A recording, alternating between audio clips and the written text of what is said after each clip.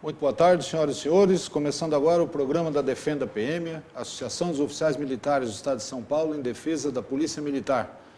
Estamos em novo horário, sempre às segundas-feiras agora, de meio-dia até meio-dia e 40, ao vivo aqui pela TV Osasco e Facebook da Defenda PM. Aqui comigo o Coronel Ernesto Puglia Neto, secretário executivo da associação. Em instantes vamos entrevistar o deputado federal eleito, Tenente Derrite. Bem-vindos.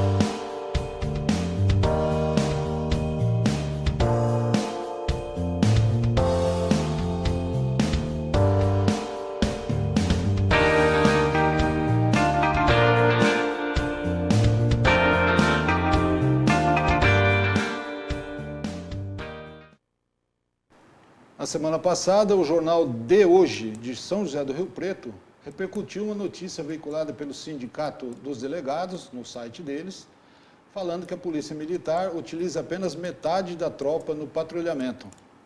O Sindicato dos Delegados reportou uma pesquisa mostrando que em 2017, 2.587.988 ocorrências criminais e não criminais foram registradas nas delegacias de todo o estado. Pela PM, foram 80.781 autos de prisão em flagrante. E como condutores dessas ocorrências, diz o sindicato, figuraram 47.305 policiais militares. Com base neste número, o sindicato afirma que a PM utiliza apenas metade da tropa no policiamento e critica o nosso trabalho. A presidente do sindicato, Raquel Galinatti, declarou que, abre aspas, esse tipo de policiamento é o serviço de frente, a primeira etapa até chegar à Polícia Civil. Por isso, precisamos de um efetivo reforçado nas ruas para auxiliar e ter melhor resultado nas investigações. Fecha aspas.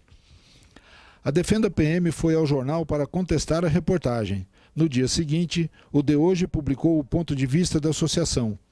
Ao mesmo tempo, em seu site, a Defenda PM publicou um longo texto contestando a pesquisa, cuja origem o Sindicato dos Delegados não revela, e os números. Didático, o texto explica que nem todas as ocorrências são notificadas, porque em cerca de 25% dos atendimentos via Copom, o policial militar age como conciliador e até como mediador de conflitos, terminando a ocorrência na origem.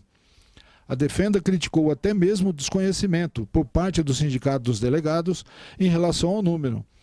Se 47.305 policiais militares que figuraram nas ocorrências de 2017 perfazem metade da tropa, o número total chegaria a 94.610 homens e mulheres, bem acima do efetivo fixado na corporação para todo o Estado, que é 93.802, sem contar a defasagem de pessoal enfrentada pela PM. Hoje, no Estado, a PM conta com cerca de 81 mil homens e mulheres e cerca de 90% desse efetivo está alocado no serviço operacional. Um dos nossos está no governo federal. O Major Olivaldi Alves Borges de Azevedo foi nomeado pelo presidente Jair Bolsonaro para exercer o cargo de diretor de proteção ambiental do IBAMA. Olivaldi é o subcomandante da Polícia Militar Ambiental em São José do Rio Preto. Ele é mestre em conservação da fauna pela Universidade Federal de São Carlos e especialista em gestão e manejo de sistemas florestais pela Universidade Federal de Lavras. Nós vamos para a entrevista, mas um minuto antes, o Coronel Ernesto vai apresentar duas promessas de campanha do governador Dória. Bom dia a todos que nos assistem, bom dia Silvio, bom dia Capitão Derrite, nosso deputado federal eleito, muito obrigado pela presença aqui. E a gente não pode deixar de trazer mais duas lembrancinhas aqui ao nosso querido governador João Dória. Afinal, promessa de campanha não é só para ser eleito, promessa de campanha é para ser cumprida pelo menos ao longo dos 4 anos. Para não deixar o senhor esquecer, nosso governador, promessa que o senhor fez conversão opcional da licença-prêmio de 3 meses em pecúnia. Essa está fácil, é só botar para funcionar. Isso não requer muita coisa, não tem estudo, lei para ser mandado para lugar nenhum, é só colocar para funcionar isso daí e está tudo certo. E uma promessa também de abrir concursos para policiais civis, para a SAP, que muito nos interessa, né? A Polícia Militar, que reforce o efetivo da Secretaria de Administração Penitenciária, para a gente deixar de fazer a escolta, que não é função da Polícia Militar, e também da Polícia Científica, para liberar o nosso policial mais cedo, para ele não ficar preservando o local de crime 2, 3, 4, 5, 10, 12, 24 horas, 36 horas, esperando chegar à perícia. Então, governador, só para lembrar o senhor das suas promessas de campanha. Obrigado, Silvio. Lembramos 4 na semana passada? 4 na semana passada, mais 2 hoje. E vamos prosseguir nessa toada. Ele prometeu muita coisa, então nós vamos cobrar. Bom, recebendo hoje para a entrevista da semana o deputado federal eleito, o capitão Derrite. Tenho que te pedir desculpas, porque te apresentei como tenente e acho que eu estou ainda na campanha. Boa tarde, obrigado por estar aqui. Obrigado, Silvio. Obrigado, Coronel Ernesto. Eu defendo a PM pela oportunidade, mais uma vez, de estar aqui. Não há que se desculpar, haja vista que foi o nome utilizado na campanha, né? E eu fui promovido no dia 25 de agosto, momentos antes aí da eleição, então foi o nome que eu fiquei conhecido, que a população também conhece, e às vezes as pessoas que me seguem ainda me chamam de Tenente Derrite, mas Capitão Derrite, e sigo à disposição dos senhores aí, hoje e nos próximos 4 anos, para trazer o que vai ocorrer no nosso país, principalmente lá no Congresso Nacional, né, na Câmara dos Deputados. Eu queria começar com uma pergunta que eu acho que é a mais significativa, que são os projetos, né? Afinal, nós tivemos a sua presença aqui antes das eleições, conversamos muito, sabemos da sua seriedade como policial militar e esperamos muito, na verdade, não só do seu mandato, mas de todos os mandatos das pessoas que foram eleitas pela Polícia Militar, pela seriedade que elas apresentam nos seus propósitos. Qual a sua expectativa, deputado? Eu estou muito motivado, confiante em realmente colocar em prática aquilo que foram as minhas propostas durante a campanha. E claro que a maioria delas ela está norteada dentro da segurança pública, como um todo. E talvez as mais importantes que nós, policiais militares, sentimos lá na ponta da linha, no operacional, e a população também sofre.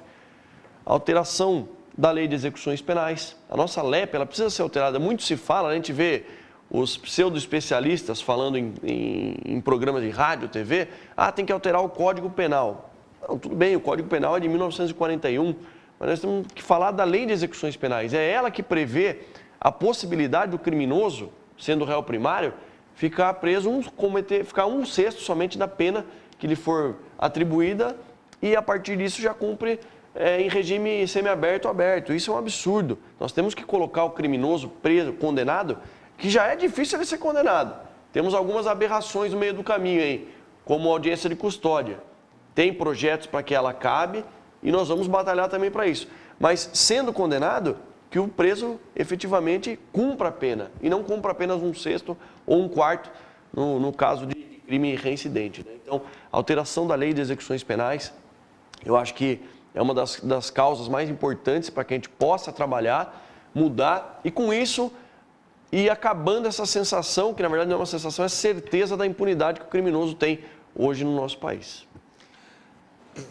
Eu queria já dar até uma notícia, né, e pedir para que o senhor falasse também um pouquinho sobre o que foi essa experiência, né? Para quem não sabe, o deputado, aliás, acho que ninguém sabe, né, mas o deputado Capitão Derrite, antes de ser eleito, já conseguiu alguns feitos dentro do aspecto político, do cargo que ele vai ocupar a partir do dia 1º de fevereiro. Então, em Brasília, o senhor conseguiu 6 milhões de reais destinados a entidades hospitalares, é isso?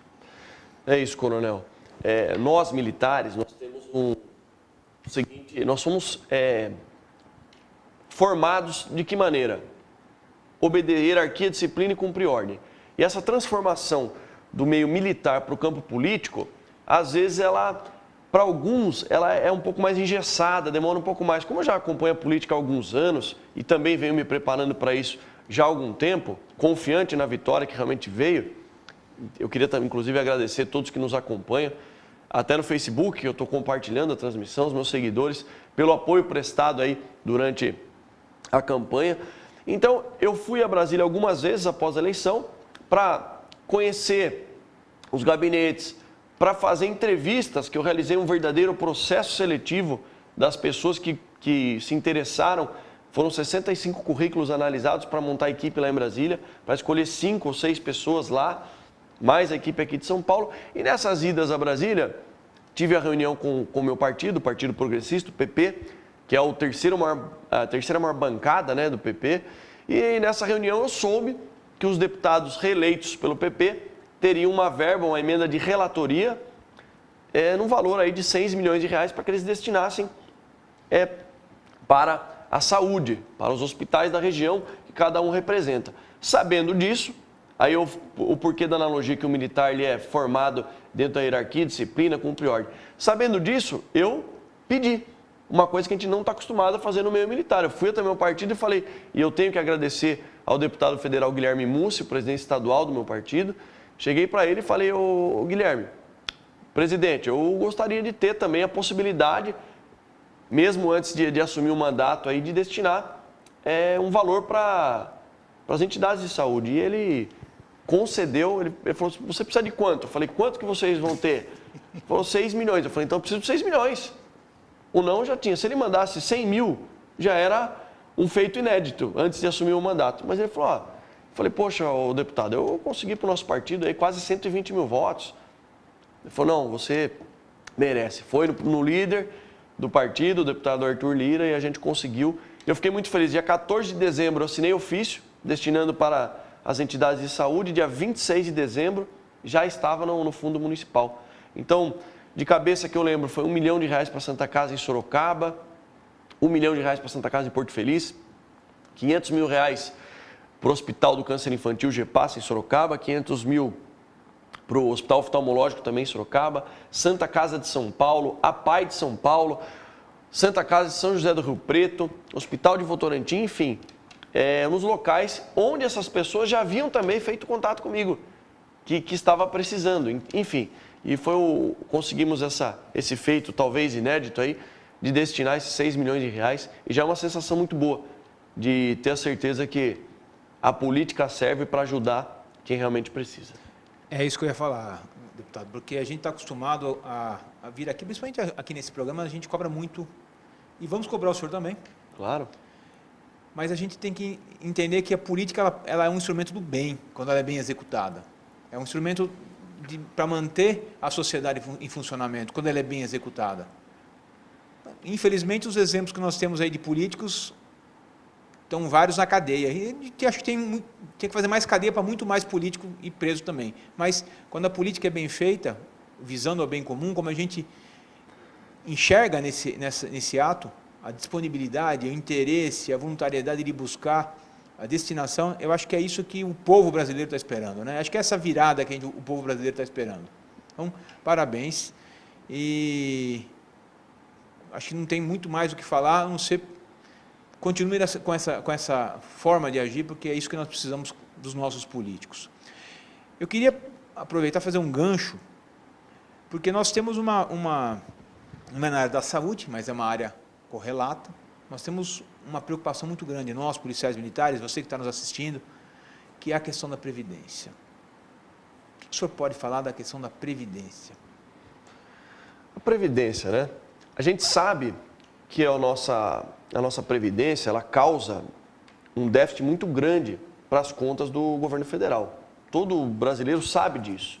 Agora, o que nós não vamos aceitar, nós, policiais militares eleitos, é fazer com que nós sejam, porque o que se veicula, não, que os militares têm benefícios, têm privilégios, não tem. E parece que a maneira como eles transmitem, parece que a culpa do rombo da Previdência é dos militares, e não é. Eu costumo dizer, se o senhor me permitir, que esse sistema de proteção social que nós chamamos, até que nós temos, não é bem uma previdência, nós temos um sistema de proteção social, ele é um preço que a sociedade paga para ter pessoas que se dedicam a sua vida em prol da sociedade. É muito fácil, é só não ter polícia. Mas você acha que é caro pagar o serviço como é hoje? É só, vamos extinguir a polícia, extinguir o exército, a aeronáutica, a marinha. Será que você, cidadão, estaria disposto a viver num país sem polícia? Sem exército, sem marinha, sem aeronáutica? Se estiver disposto, eu tenho defendido isso, esse é um posicionamento muito claro que a Defenda e outras entidades têm colocado, que o sistema de proteção social que nós temos, ele é um ônus que o Estado tem para ter esse serviço. Afinal, nós somos disponíveis 24 horas por dia, 7 dias por semana, 365 dias por ano. No caso do Ceará agora, é algo que é o dia a dia, né? Está acontecendo lá coisas que acontecem em outros lugares, talvez com uma intensidade maior, mas o governador, inclusive, chamou policiais da reserva. Está em casa, lá quietinho, tranquilo, tomando conta da sua família, depois de 30, 35 anos trabalhados, e foi chamado para trabalhar. O que o senhor enxerga dentro do... Qual vai ser a grande batalha dentro do Congresso? O senhor tem... Olha, o nosso foco será, e além de mim são 21 policiais militares eleitos em todo o Brasil, na Câmara Federal, a gente tem que ter, primeiro, uma unidade do discurso. E a segunda questão, não aceitar, em hipótese alguma, que o policial militar seja colocado... eu não gosto dessa expressão vala comum, porque a população pensa, o policial militar ele tem privilégio. Não tem, ele tem direitos adquiridos ao longo de anos e anos trabalhados. Para a população que nos assiste, o policial militar não tem FGTS, não tem fundo de garantia, não tem adicional noturno, trabalha em ambientes extremamente insalubres. Vamos falar do bombeiro que chega num incêndio com mais de 1000 graus Celsius, ele enfrenta. 600 graus Celsius. Vamos falar do policial militar que a qualquer momento não só pode tomar um tiro, como toma no nosso país. É impressionante o descaso. Quando se fala da Previdência, vocês não imaginam o que é trabalhar 30 anos nesse ambiente. Ainda vamos falar sobre o aumento do tempo de serviço. Um policial militar, após 30 anos de serviço, ele não tem mais, fisiologicamente falando, a idade, a saúde que ele apresenta. Com 48 anos de idade, já tem uma idade fisiológica muito superior. Por quê? Por trabalhar em ambientes insalubres, sobre o risco 100% do tempo de ser alvejado por um disparo de arma de fogo, o estresse psicológico, enfim. Nós não estamos aqui querendo... a gente sabe que quem entrou na polícia entrou por amor e é voluntário, como foi o nosso caso, coronel. Mas a gente também não vai aceitar que o pouco dos nossos direitos sejam retirados com essa reforma previdenciária. Se o senhor permitir, tem um estudo feito por uma oficial, capitão Ariadne, da Polícia Militar de Santa Catarina, que ela fez um levantamento sobre a expectativa de vida. No Brasil, 75,8, de acordo com o IBGE, a expectativa de vida. No Paraná, 77,1, eu falei de Santa Catarina, não, desculpa, é Paraná, Polícia Militar do Paraná, a capitão Ariadne. E os militares estaduais do Paraná, a expectativa de vida deles é de 66,2. Então, veja bem, você que está nos assistindo, vamos colocar o policial para trabalhar até os 65 anos de idade. Eu acho que resolve o problema do sistema de proteção social do policial militar. Porque ninguém vai se aposentar. Vai morrer antes. Vão morrer antes, todos vão morrer antes. E o que é interessante, coronel, é que a população que nos assiste, vocês têm que entender que se isso acontecer, vai ser um prejuízo tamanho para a instituição e principalmente para a sociedade. Daqui a pouco, quem que vai querer se interessar em entrar na Polícia Militar para defender o cidadão? Sendo que o pouco dos nossos direitos estão querendo retirar. É uma questão crucial. Nós vamos enfrentar de maneira técnica lá no Congresso, apresentando a visão que nós temos. Volto a dizer, tem muito especialista na área da segurança pública que, desculpa a expressão, nunca sentou uma bunda na viatura. Então fica fácil falar. Não conhece a realidade do policial militar e nós conhecemos a realidade do policial militar. Não é justo fazer com que esses guerreiros que arriscam suas vidas diariamente e trabalham por 30 anos nesse ambiente tão difícil, seja penalizado ou até mesmo sejam os pseudo-culpados aí pelo déficit da Previdência Pública. Bom, tudo isso vai passar por uma decisão política. Tudo isso que a gente está falando aqui. Né? Então, a bancada da segurança no Congresso foi para 21 PMs eleitos no Brasil. Se você pegar mais exército, tal, isso sobe, o número fica grande. Né? Vocês já se reuniram, já começaram a conversar sobre esses assuntos? Você já falou com os outros? Como que está que andamento que está isso? Nós tivemos a oportunidade de encontrar boa parte já dos deputados, né, dos policiais militares, mas não houve ainda uma reunião formal para tratar disso. Eu quero, a partir do dia 1º de fevereiro, além de me reunir pessoalmente com os deputados, policiais militares, deputados federais empossados, criar grupos de estudo, fazer com que os gabinetes se conversem, se comuniquem. O meu chefe de gabinete lá em Brasília será o Coronel Nunes, ex-comandante-geral da Polícia Militar do Distrito Federal e ex-presidente do CNCG, o Conselho Nacional dos Comandantes Gerais. Foi através dele que o CNCG se reuniu numa reunião com o presidente Jair Bolsonaro, no gabinete de transição. Então nós estamos criando uma equipe extremamente profissional, com capacidade técnica, e agora, como o senhor mesmo falou, já é uma pauta minha, reunir os policiais militares para que nós tenhamos uma unidade de discurso e que não fiquem independentes. Isso é uma questão suprapartidária, independe do partido que o policial militar seja. Temos que ter um alinhamento de ideias e discursos para que consigamos, de fato, assegurar os nossos direitos lá no Congresso.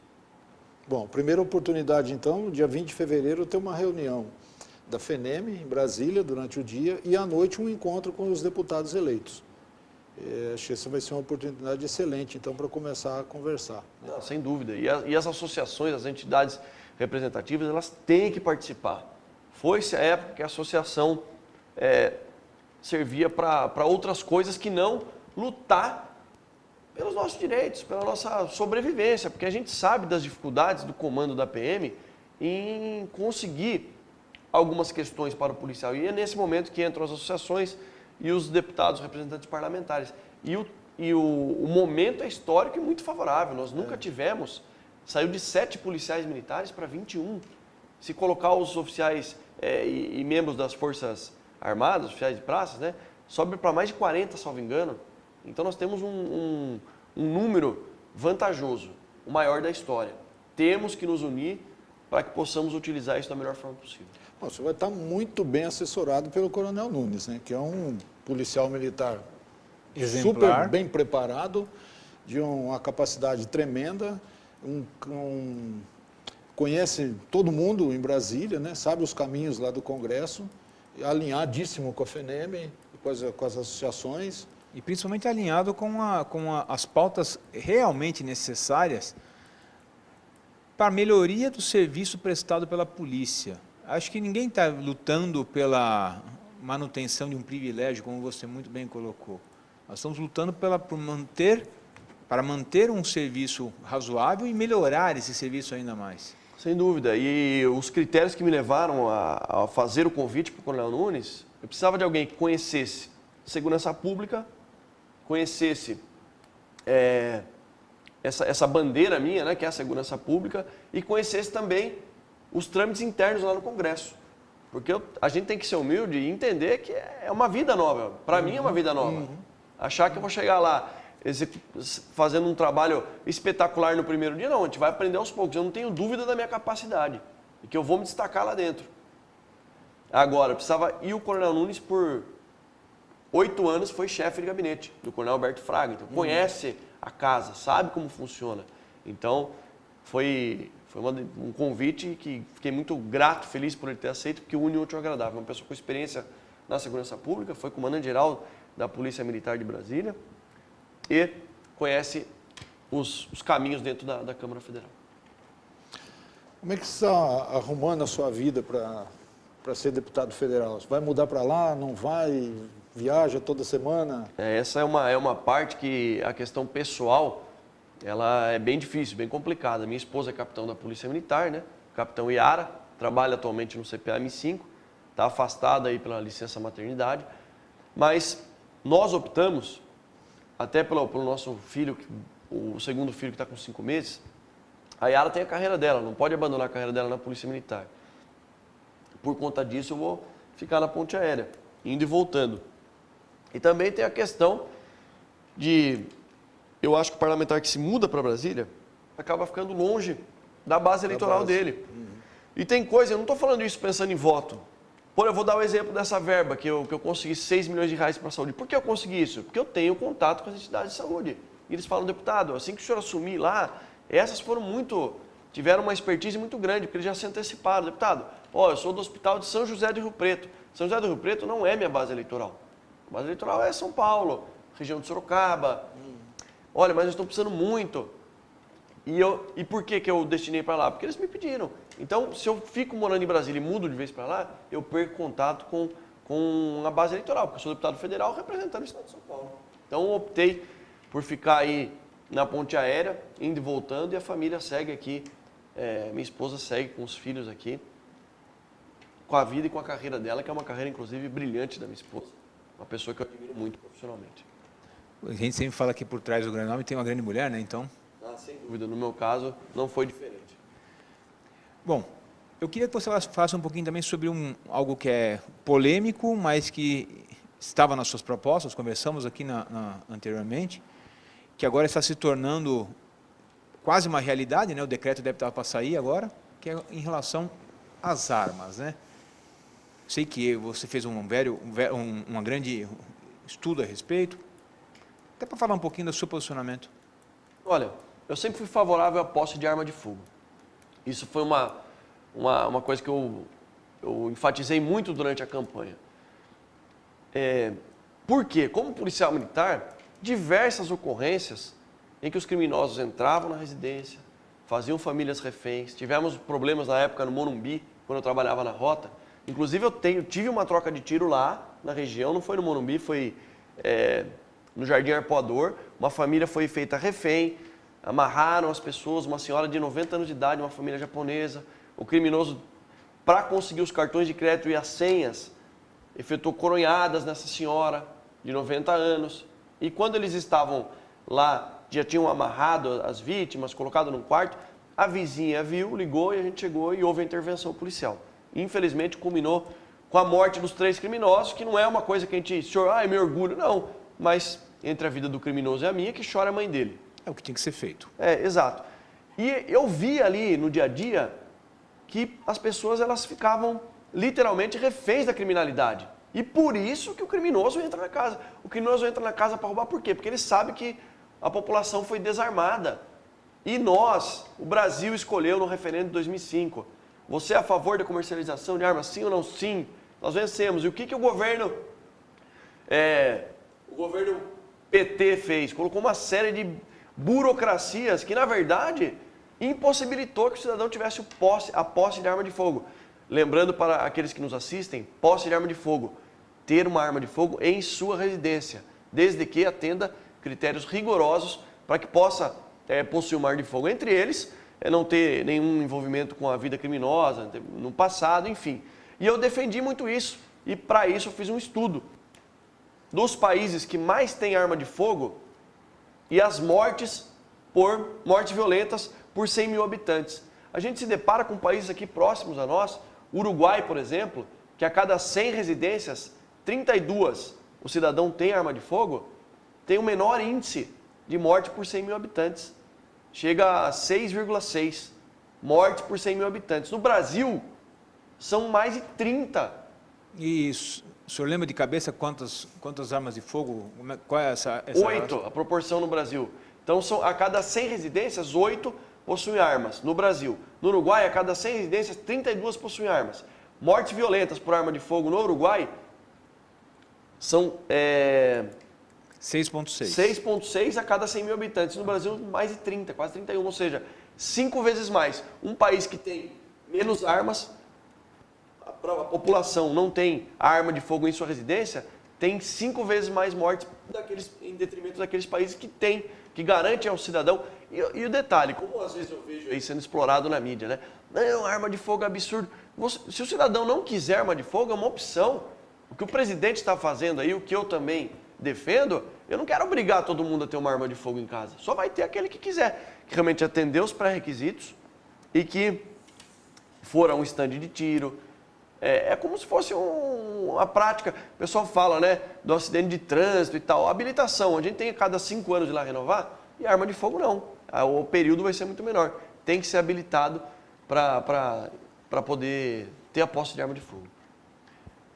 O senhor acredita que isso vai ter algum burburinho lá no Congresso, tudo isso? Porque tem um decreto, né, que vai ser colocado, depois vão ter, acredito que tem alguma lei que vai disciplinar algum ponto. O senhor acredita que isso vai causar algum transtorno lá? Eu acho que qualquer pauta do governo vai ter forte resistência. A esquerda já se pronunciou a respeito disso. E é um direito deles, é a democracia. Mas saibam eles que vai ter um grande apoio da nossa parte. Afinal de contas, nós que fomos eleitos, e foi mais de 50% da Câmara, do Congresso, né, e da Câmara renovada, foi com essa pauta da segurança, principalmente de defender a sociedade através de medidas impactantes, fortes e necessárias na segurança pública. Com quem o senhor já conversou dos novos deputados que vão assumir? Já se ventila alguma coisa sobre ciclo completo de polícia ou não? Olha, eu não conversei sobre isso especificamente, né? Mas eu sei que é uma pauta de algumas pessoas. A gente tem o Kim Kataguiri, que já deu declarações a respeito disso, falando que é a favor do ciclo completo, fazendo uma analogia até com outros países. Eu sei que o pessoal do Partido Novo também estuda esse tema, mas como eu disse, acho que efetivamente a gente vai ter efetividade após criarmos um grupo sério de trabalho para falar sobre essas questões. E eu pretendo encabeçar isso, lógico, com a ajuda do capitão Augusto, que está lá, é veterano, né, na casa, e a gente passar pelo menos a discutir, que hoje em dia nem se fala sobre isso. Porque os delegados sempre foram maioria lá na Câmara e praticamente vetavam o assunto. Hoje nós a gente quer chamar inclusive eles, mostrar que aqui o TCO, o ciclo completo de polícia, não se trata de uma briga pelo poder, se trata em dar mais, em garantir mais segurança pública para a população. A partir do momento que a viatura policial militar não ficar 7, 8, 10, 12, 15 horas no DP, com uma simples ocorrência, puder fazer o termo circunstanciado, a gente consegue dar mais segurança pública. E não é sensação, é a certeza da segurança pública para o cidadão na ponta da linha. Esse é um tema que nós pretendo montar grupos de trabalho com os deputados eleitos, para que a gente possa fazer um estudo e trabalhar sobre isso. Bom, você vai trabalhar em nível federal, evidentemente, você é um deputado federal, mas com uma tremenda influência no que vai acontecer aqui em São Paulo, né? Aqui, o que o deputado federal pode influenciar? Olha, além da questão de ter deputados estaduais, no meu caso, que a minha dobrada, né, na campanha foi com o Coronel Telhada, as pautas que foram exclusivas dos deputados estaduais, a gente pode fazer indicação para que eles trabalhem aqui na Assembleia. Além do fato de tratar algumas questões direto com o governo estadual. O meu partido, o PP, o Partido Progressista, foi base de apoio e deu muito apoio ao governo estadual, ao governador João Dória. Eu tenho uma agenda marcada essa semana ainda com o vice-governador Rodrigo Garcia, e a gente vai estabelecer sim alguns contatos diretos ao governo e com os deputados estaduais para ajudar, essa que é a questão, né, o principal, ajudar os deputados estaduais e o governo estadual a melhorar as condições da população do estado que a gente representa. Vou voltar só ao início da entrevista aqui, quando o senhor falou das verbas que conseguiu para a área de saúde, né?